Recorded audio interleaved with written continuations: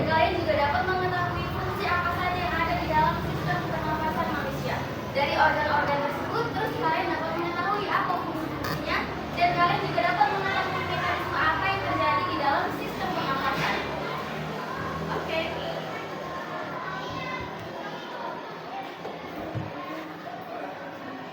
Oke ya. Selanjutnya ada apa itu sistem pernafasan. Nah, sistem pernafasan itu adalah sistem tubuh yang bertanggung jawab untuk mengambil oksigen dan mengeluarkan karbon dioksida. Kalau diambil itu namanya oksigen, dan kalau yang dikeluarkan namanya karbon dioksida. Mengapa oksigen itu penting? Karena kalau nggak ada oksigen, kita bisa mati. Nah, dan nggak ada energi dalam tubuh. Coba, ibu minta kalian untuk menahan nafas selama 60 detik. Apa yang terjadi? Mati. Nggak mati, tapi sesak. Tidak langsung mati, tapi sesak dulu. Dadanya sakit. Coba kalian lihat teman kalian ketika bernafas apa yang bergerak? Hidung. Nah, terus ini apa? Dada. Kenapa dada bisa bergerak? Karena di dalamnya ada namanya paru-paru. Itulah yang menyebabkan dada itu bergerak. Selanjutnya ada organ pernafasan. Apa aja nak? Ada hidung.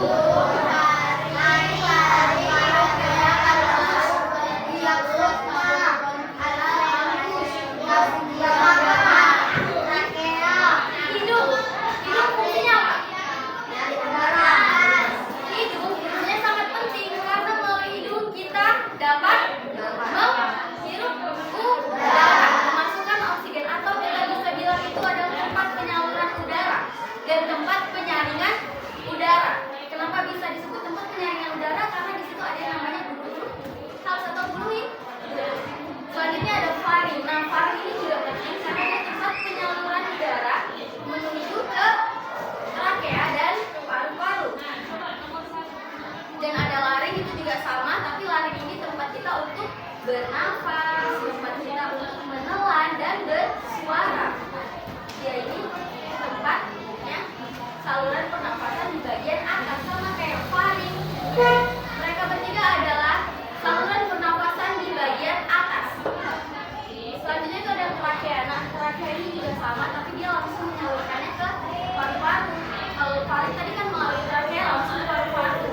Nah, kalau trakea dia langsung ke paru-paru.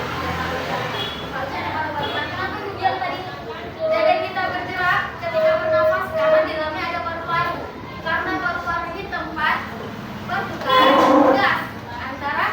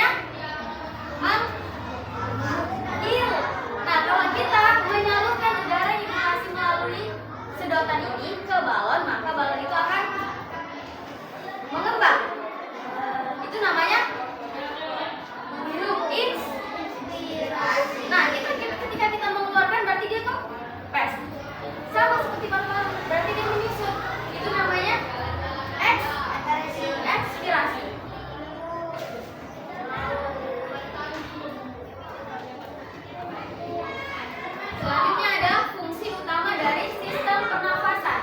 Fungsi yang pertama yaitu untuk mendukung fungsi tubuh. Yang kedua untuk mengeluarkan karbon dioksida. Yang ketiga untuk menjaga suhu dan kelembapan udara saat melewati hidung. Nah, itu tadi kan bilang paru-paru tempatnya untuk pertukaran. Nah, di sini ada yang namanya alveolus, yaitu struktur kecil di paru-paru tempat pertukaran gas. Yaitu prosesnya dari udara masuk ke darah dan karbon dioksida tadi dari darah dilepaskan ke udara. Berarti kalau dikeluarkan dia dari darah dilepaskan ke udara. Tapi ketika diproses untuk pertukaran berarti dari oksigen dari udara tadi masuk ke darah. Itu namanya diproses dalam alveolus. Nah, gangguan pada sistem pernafasan ada apa aja, Nak? Asma, TBC, asma. Ah, benar. Terus dalam menjaga kesehatan sistem pernafasan kita harus menghindari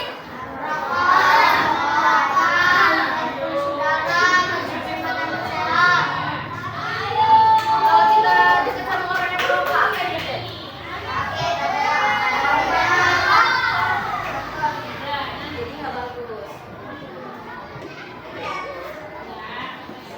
Aku di sini akan mengasih satu video.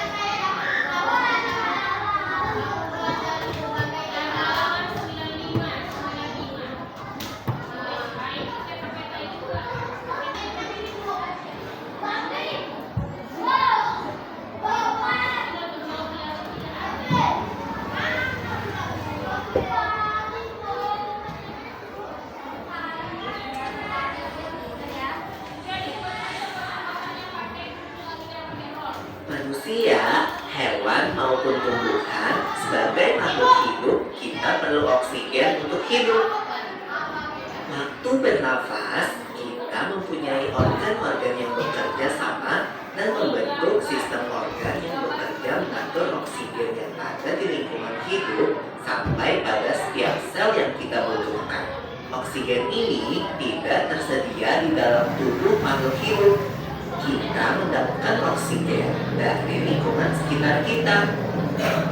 Bernafas artinya kegiatan menghirup atau memasukkan oksigen dari lingkungan hidup dan mengeluarkan karbon dioksida dan uap air melalui alat pernafasan kita. Kali ini kita akan mempelajari lebih lanjut tentang organ-organ pernafasan manusia.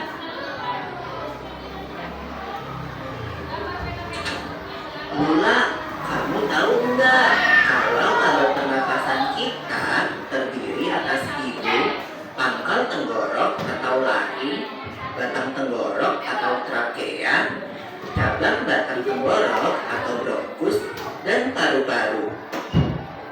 Iya, Pipo.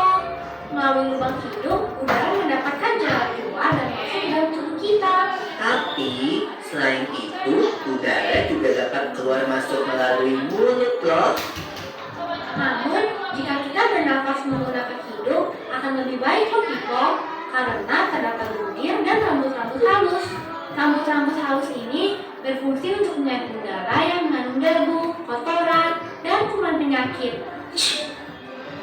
Benar sekali Lula, selaput lendir berfungsi untuk mengatur suhu udara yang akan masuk ke paru-paru dan mengatur kelembapan udara agar sesuai dengan kelembapan tubuh. Hidung juga jalur yang langsung terhubung dengan alat pernapasan berikutnya, yaitu tenggorokan. Tenggorokan merupakan alat pernapasan manusia yang kedua. Pada tenggorokan terdapat laring atau pangkal tenggorok dan batang tenggorok atau trakea. Pada bagian dalam dinding batang tenggorok terdapat selaput lendir dan rambut-rambut halus yang selalu bergetar yang berfungsi menghalangi benda-benda asing yang akan masuk ke paru-paru. Pernahkah kalian tersedak? Aku pernah juga Lula. Pernah banget, Pipo. Kenapa ya, by the way? Tersedak merupakan gerak refleks untuk mengeluarkan kembali benda atau makanan yang masuk ke saluran pernafasan. Oh, aku tahu. Gerak refleks adalah gerak cepat dan otomatis yang menanggapi rangsangan dari luar organ, kan? Iya Lula. Kemudian pangkal tenggorok yang disebut juga laring menghubungkan hidung dengan batang tenggorok atau yang biasa disebut trakea. Pada ujung trakea terdapat bronkus, yaitu percabangan yang menghubungkan trakea dengan paru-paru kiri dan kanan. Paru-paru terletaknya di dalam rongga dada, kan, Pipo?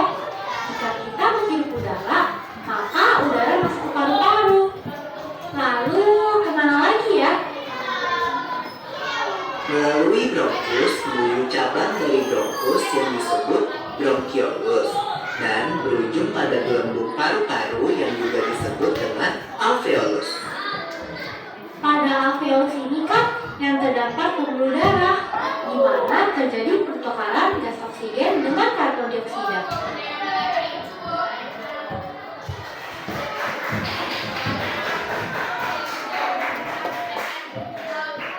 Well, Pipo, tahu gak kalau sistem pernafasan kita terdiri dari dua, kan? Yaitu sistem pernafasan dada yang umum kita lakukan dan juga sistem pernafasan perut. Jelasin dong, Pipo, apa sih perbedaan detailnya? Pernafasan dada terjadi karena gerakan tulang rusuk oleh otot-otot antar rusuk. Pengambilan udara terjadi saat otot antar rusuk berkontraksi atau mengerut, sehingga tulang rusuk terangkat ke atas menyebabkan rongga dada dan paru-paru membesar. Oh begitu, berarti pengeluaran udara terjadi saat otot antar rusuk berelaksasi atau mengendur. Saat itu, tulang rusuk turun ke posisi semula, menyebabkan rongga dada dan paru-paru mengecilkan. Ya, benar sekali. Lalu menurut kamu, bagaimana dengan pernapasan perut kita, Lula? Aku belum yakin banget sih, Pipo. Jelasin dong. Pernapasan perut terjadi karena gerakan otot diafragma, yaitu sekat yang membatasi antara rongga dada dan rongga perut. Pengambilan udara terjadi saat otot diafragma berkontraksi. Posisi diafragma mendatar menyebabkan rongga dada dan paru-paru membesar. Berarti pengeluaran udara terjadi saat otot diafragma berelaksasi. Posisi diafragma melengkung ke atas, lalu menyebabkan rongga dada dan paru-paru mengecil. Right, Lula. Lalu, gimana kalau kita sesak nafas karena banyak asap? Itu akan kita bahas lagi dalam video selanjutnya.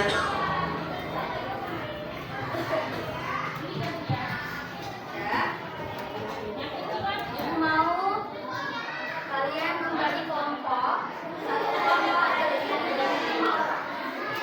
Bebas.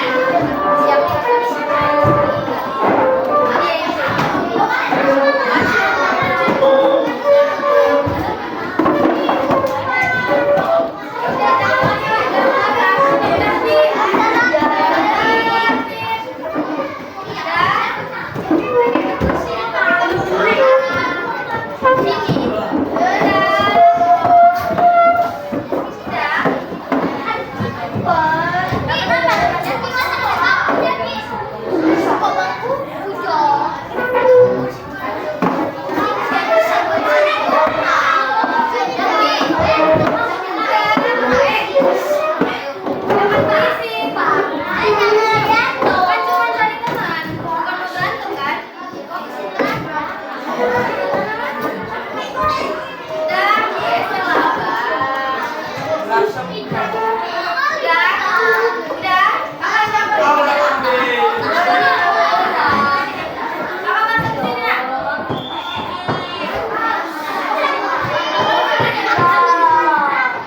Ayo masuk sini. Hei, abang.